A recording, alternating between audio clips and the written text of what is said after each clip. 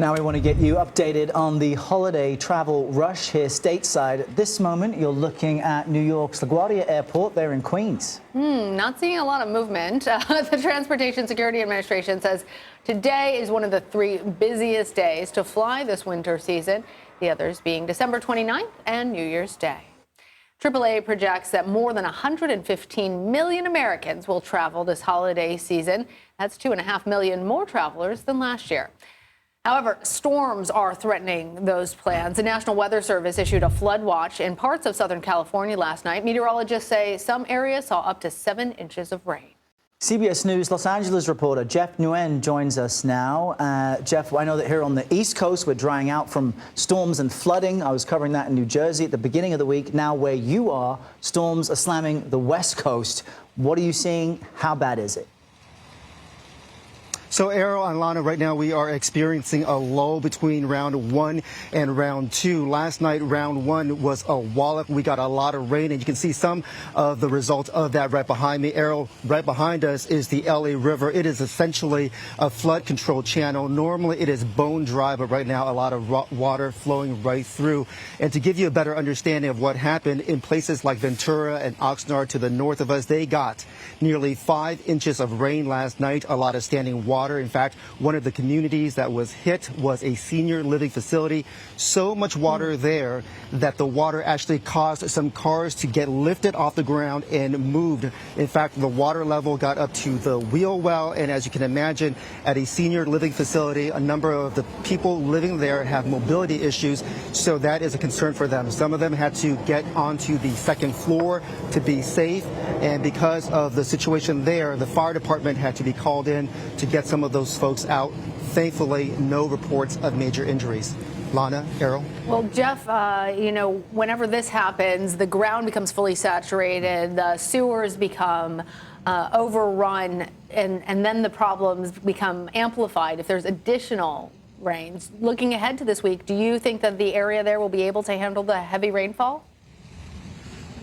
So because of what you mentioned, Lana, the County of Los Angeles, the Public Works Department has what it calls pre-deployment. So they've got crews on patrol right now, along with the fire department, to look out for these sort of problem spots.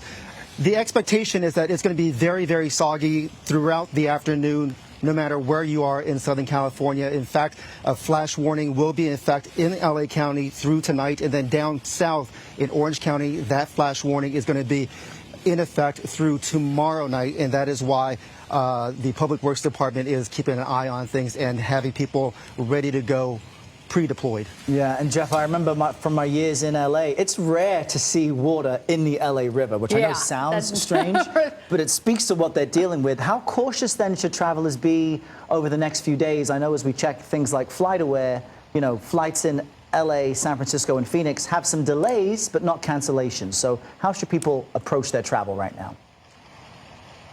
So, Errol, since you mentioned your time in LA, both of us are fellow Bruins. Yes. And as you know, traffic here is awful on a normal day, right? That's right. The concern when you have a lot of rain is that you have street flooding, urban flooding. And so when you have water that's moving at about the speed that you see right behind me, that can actually lift a car up and move it. The other thing, too, is that when you have all of the saturation, the pavement expands, contracts, and then you'll have potholes developing. So that is a minor thing, but when it gets really big, Errol, as you know, sometimes the street will actually collapse, and so you will have water main breaks. And if it happens at night, people may not know in the dark, and so they might drive into some of these sinkholes that we have reported through the years. And then the other thing that we have to keep in mind in the wake of 2018 was the Montecito mudslide. So in the last few years, we've had a lot of wildfires here in Southern California, and so the burn scars along the foothills of our local mountains, those are areas of concern.